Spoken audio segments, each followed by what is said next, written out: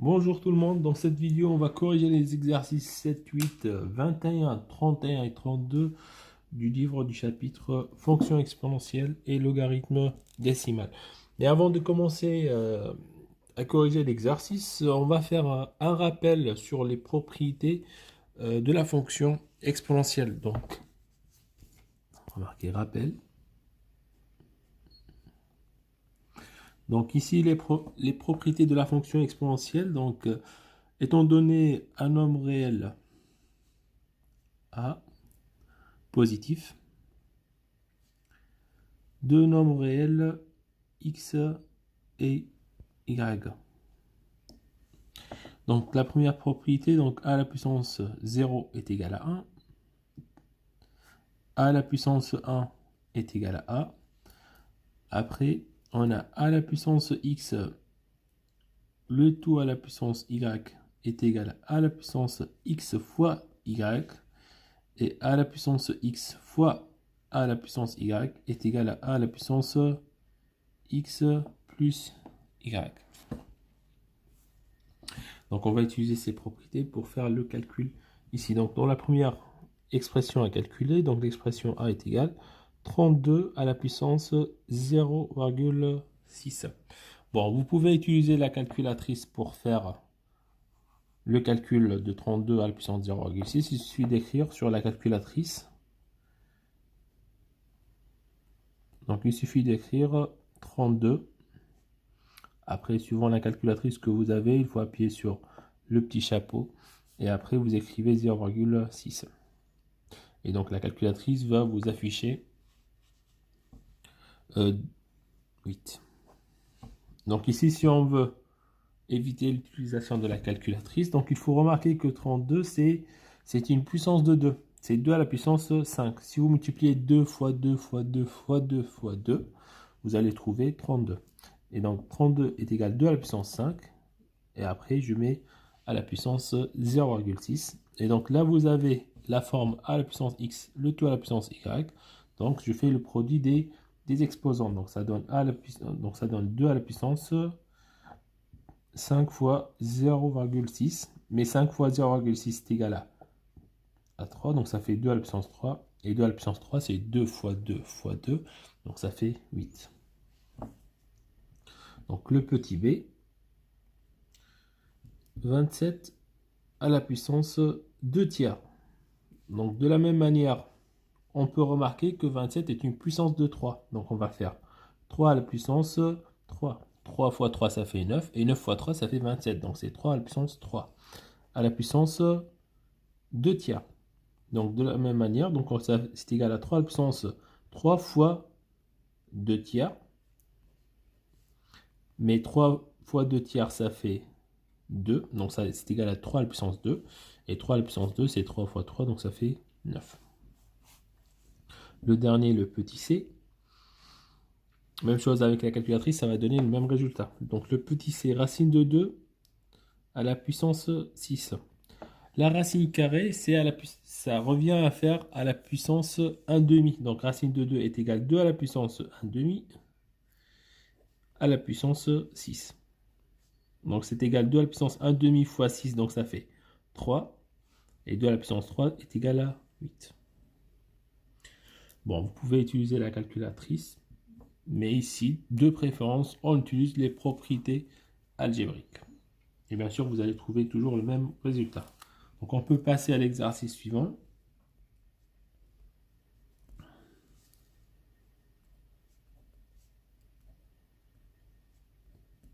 Donc pour l'exercice 8, on vous demande d'écrire sous la forme 2 à la puissance x. Donc vous avez, la première expression, c'est 2 à la puissance moins 35. Moins 3,5, pardon, fois 2 à la puissance 2,7. Donc vous remarquez ici que vous avez la même base, c'est la base 2. Et vous avez ici une multiplication, donc on va utiliser cette propriété. A à la puissance x fois a à la puissance y est égal à la puissance x plus y. Donc c'est égal à, si on applique, donc on va mettre la base 2. Et après, on additionne les exposants. Moins 3,5 plus 2,7. Et donc après, il faut additionner les exposants. Donc ici, ça fait 2 à la puissance moins 3,5 plus 2,7, donc ça fait moins 0,8. Donc ici, on ne demande pas de calculer cette valeur.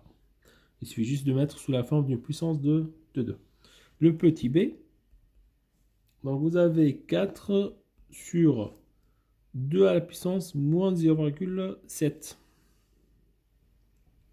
Donc ici, de la même manière, donc là, on va utiliser une autre propriété. Je vais la marquer ici. Donc a à la puissance x sur a à la puissance y est égal à a à la puissance x moins y. Vous remarquez ici que vous avez une fraction, sauf que le numérateur est égal à 4. Donc il faut l'écrire sous la forme d'une puissance de 2. Donc 4 est égal à 2 à la puissance 2, divisé par 2 à la puissance moins 0,7. Et après, on va utiliser cette propriété. Donc, ici, c'est égal à 2. Ici, vous avez la puissance 2. Et ici, je fais moins 0,7. Donc, c'est moins 0,7. Donc, ça fait 2 à la puissance moins 0,7. Donc, ça fait plus 0,7. Donc, ça fait 2 à la puissance 2,7. Le petit c, je vais le mettre ici. Donc, le petit c est égal à 2 à la puissance 0,3. Le tout à la puissance 5 tiers. Donc c'est égal. Donc ici 2 à la puissance 0,3 c'est 3 sur 10 si vous voulez. Et donc ici il faut faire 0,3. On va faire le produit 0,3 fois 5 tiers.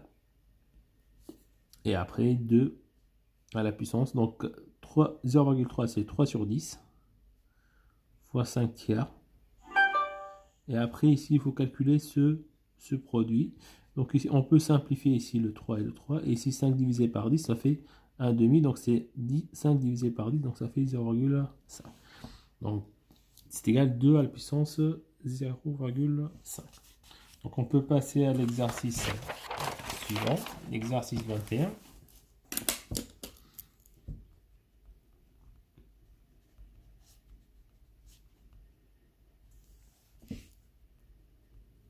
Page 137. Et donc ici, on vous demande de calculer des expressions.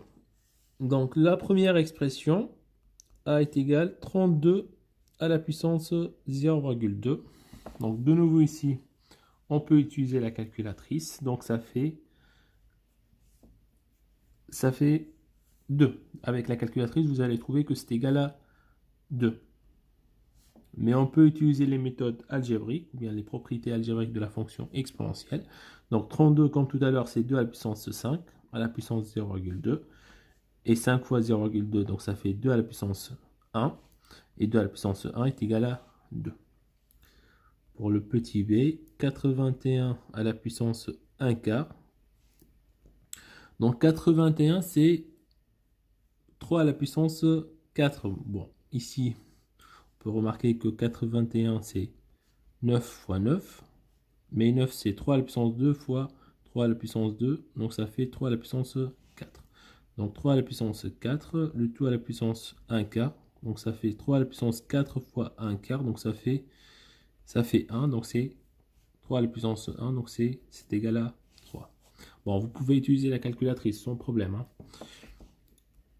Le petit c, 1,728 à la puissance 1 tiers. Bon, ici c'est le seul exemple où c'est un peu difficile de trouver le bon résultat sans utiliser la calculatrice. Donc ici, de préférence, on utilise la calculatrice.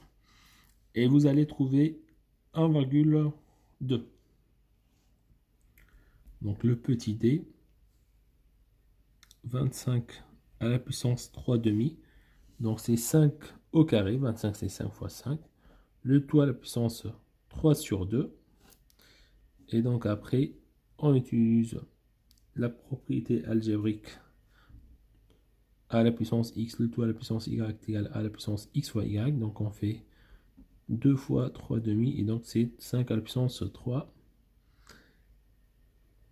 Et donc c'est 5 fois 5 fois 5, donc ça fait 125. Voilà, de cette façon on finit les exercices de calcul.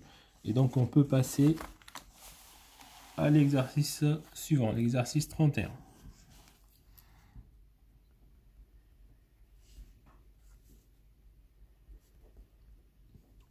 137. Donc dans cet exercice, on va lire l'énoncé. Donc un patient a reçu par voie intraveineuse une dose de 8 mg d'un médicament. On admet que le processus d'élimination du médicament peut être modélisé par la fonction Q, définie sur le fermé 0 plus l'infini par Q de t est égal à 8 fois 0,65 à la puissance t. Donc cette fonction Q représente ou bien modélise le processus d'élimination du médicament. Donc où t est le temps exprimé en heures et Q de t la quantité de médicaments en milligrammes présents dans le sang à l'instant t. Donc on admet, première question, on admet que la fonction t et la fonction Q a le même sens de variation que la fonction f définie par f de t égale 0,65 à la puissance t. Et la question, en déduire le sens de variation de la fonction Q. Donc ici, vous avez une indication. Q a le même sens de variation de la fonction f définie par f de t est égal à 0,65 à la puissance t. Donc ça, c'est une fonction exponentielle. La base de cette fonction est égale à 0,65. Et donc ici, on peut déduire le sens de variation de la fonction f, puisque la base est entre 0 et 1. Donc la fonction, elle est décroissante. Et par conséquent, la fonction Q est croissante aussi. Donc ici, on va écrire première question. Donc il faut dire que 0,65 est compris entre 0 et 1. Alors, la fonction exponentielle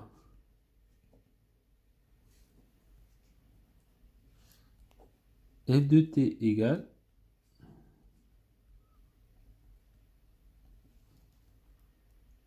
est décroissante.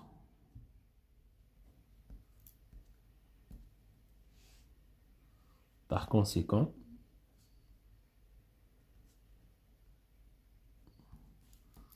la fonction Q est décroissante. Et d'ailleurs, vous pouvez regarder le graphique ici. Vous remarquez bien que la courbe de la fonction Q descend, ce qui explique le fait que la fonction Q est décroissante. Donc, deuxième question, la courbe de la fonction Q est donnée ci-dessous. Donc ici, vous avez la courbe de la fonction Q. Par lecture graphique, répondre aux questions suivantes. Donc, première question, quelle est la quantité de médicaments présents dans le sang au bout de 3 heures? Donc ici, le temps, il est exprimé en heures.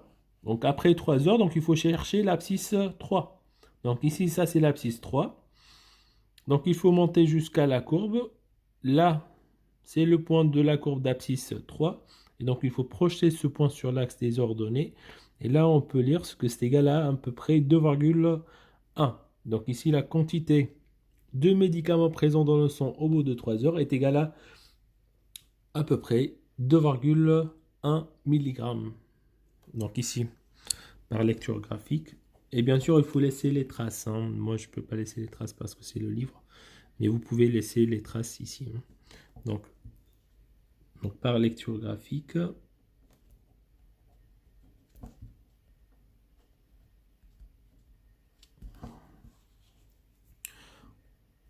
On lit. Donc la quantité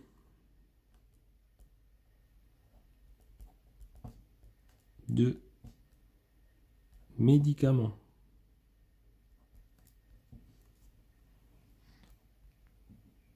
présents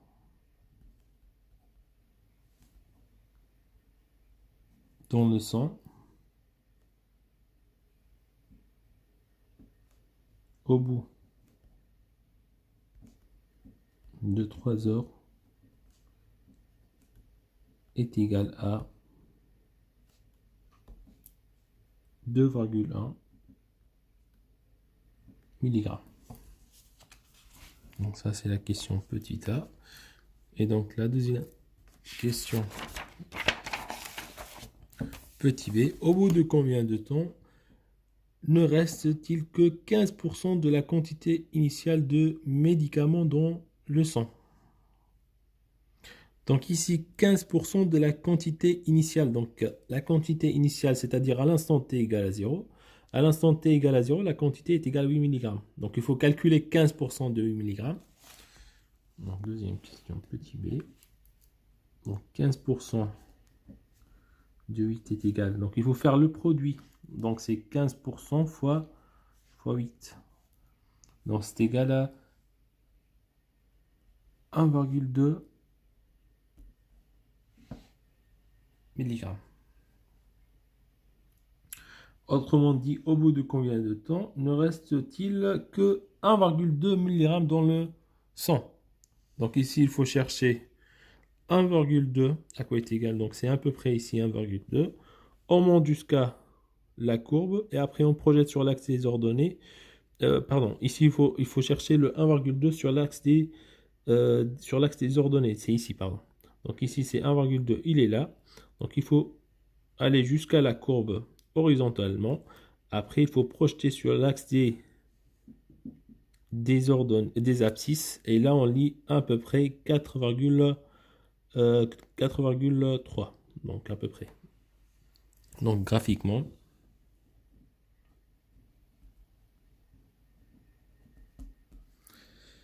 Donc, au bout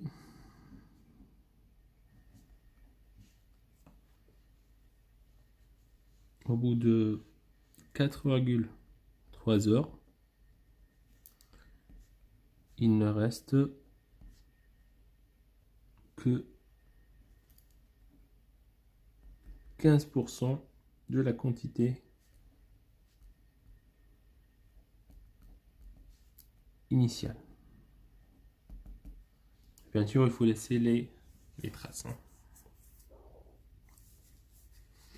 Voilà, de cette façon, on a fini l'exercice 31. Donc, on peut passer à l'exercice 32.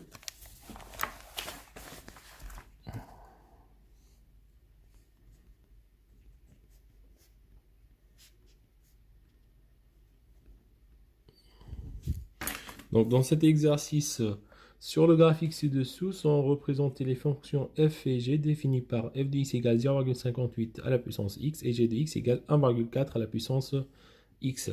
Donc, quelle est la courbe représentative de la fonction f? Donc, f de x est égal à 0,58 à la puissance x. Donc, ici, si on regarde les courbes, vous avez une fonction qui est décroissante et une deuxième fonction qui est croissante. Les fonctions f et g sont des fonctions exponentielles. La base de la première fonction f est égale à 0,58 et la base de la deuxième fonction g est égale à 1,4. Et donc ici, on demande de préciser la fonction f, la courbe de la fonction f. Donc f de x égale 0,58 à la puissance x. Donc la base de cette fonction exponentielle est égale à 0,58. Donc c'est entre 0 et 1. Et donc forcément, la fonction f est décroissante. Par contre, la fonction g est égale à 1,4 à la puissance x. Donc c'est 1,4, il est supérieur à 1. Et donc la fonction exponentielle g est croissante. Donc la fonction en rouge, la courbe en rouge, c'est la courbe de la fonction f. Et la courbe en bleu, c'est la courbe de la fonction g. Donc f de x égale 0,58 à la puissance x, comme 0,58 est entre 0 et 1, alors f est décroissante. Ce qui veut dire que CF, c'est la courbe rouge. Par contre, g de x est égal à 1,4 à la puissance x. Donc de la même manière, 1,4 est supérieur strictement à 1. Alors, g est croissante. C'est une fonction qui est croissante. Et donc la courbe de la fonction g, c'est la courbe en bleu. Deuxième question. Résoudre avec la précision permise par le graphique les inéquations suivantes. F de x inférieur ou égal à 3, g de x supérieur ou égal à 5. Donc ici, f de x est inférieur strictement à 3. Donc si on trace la droite d'équation y égale à 3, donc elle est là, la droite d'équation y égale à 3. Donc elle coupe en ce point.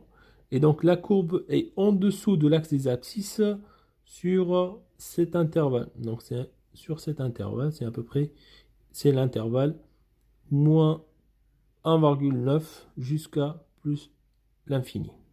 Donc ici, donc graphiquement,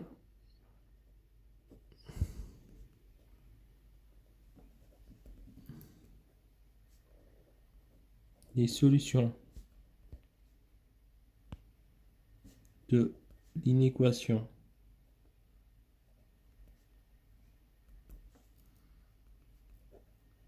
f de x inférieur ou égal à 300, donc c'est de moins 1,9 à peu près, moins 2,1 à peu près, bon c'est une lecture graphique, moins 2,1 jusqu'à plus l'infini. Donc c'est moins 2,1 jusqu'à plus l'infini. Par contre, pour la deuxième, donc les solutions, donc ici pour g de x supérieur ou égal à 5, donc il faut tracer la droite d'équation y égale à 5, donc ça va couper en ce point, et donc la courbe de la fonction g est au-dessus de l'axe, et au-dessus de la droite d'équation y égale à 5 à partir de 4,8 à peu près. Hein. Donc ici, donc les solutions de l'inéquation